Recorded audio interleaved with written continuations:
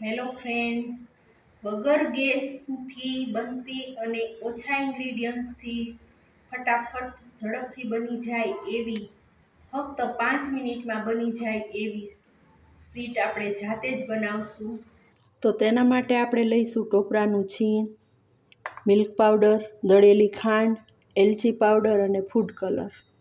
ટોપરાનું છીણ આ રીતે જાડું છે તો આપણે મિક્સર જારમાં નાખી અને ફાઇન પાવડર બનાવી લેશું.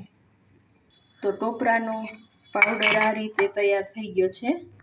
તો તેને એક બાઉલમાં એડ કરી દઈશું. હવે તેમાં આપણે દળેલી ખાંડ એડ કરી દઈશું. હવે મિલ્ક પાવડર એડ કરી દઈશું. હવે એલચી પાવડર એડ કરી દઈશું. બધું બરાબર મિક્સ કરી લેશું. હવે આ રીતે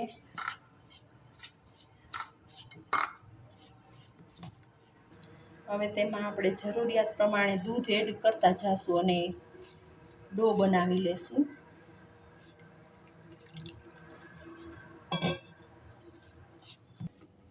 આ રીતે ડો બનાવી લેશું આપણે. હવે તેના એક સરખા 2 ભાગ પાડી લેશું.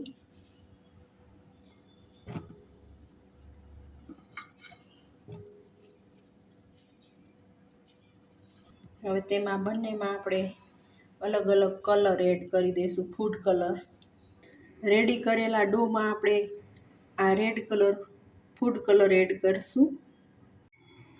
હવે બીજા ડોમાં ગ્રીન કલરનો ફૂડ કલર એડ કરીશ. ફૂડ કલર એડ કર્યા પછી મેં આ રીતે પ્રોપર રીતે મિક્સ કરી અને આ રીતે ડો તૈયાર કરી લીધા છે. હવે તેમાંથી આપણે આ પિંક કલરમાંથી આપણે થોડો ડો લઈ અને આ રીતે બોલ વાળશું.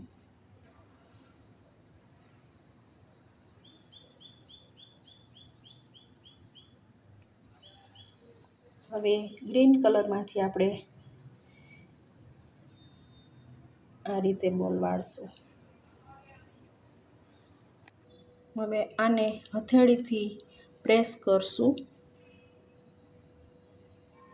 આ રીતે આંગળાથી થોડો ઊંડો એવો શેપ આપશું.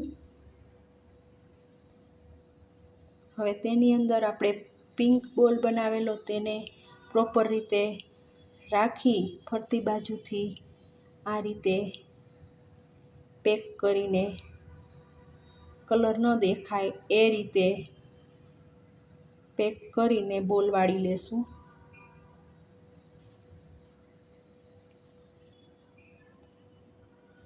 આ રીતે બધા જ બોલ રેડી કરી લેશું.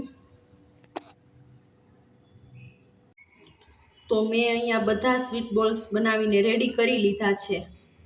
બનાવેલા બોલ્સમાંથી આપણે આ રીતે કટ કરી લેશું.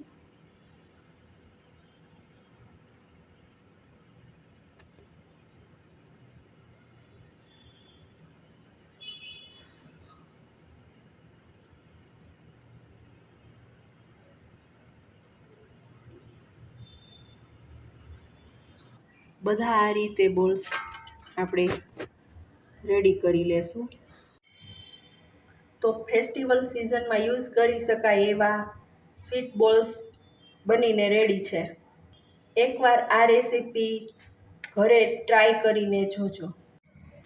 જો તમને મારી આ રેસીપી પસંદ આવી હોય તો વિડીયોને લાઈક કરજો, શેર કરજો અને મારી ચેનલને સબસ્ક્રાઈબ કરજો અને બેલ આઇકન દબાવવાનું ન ભૂલતા.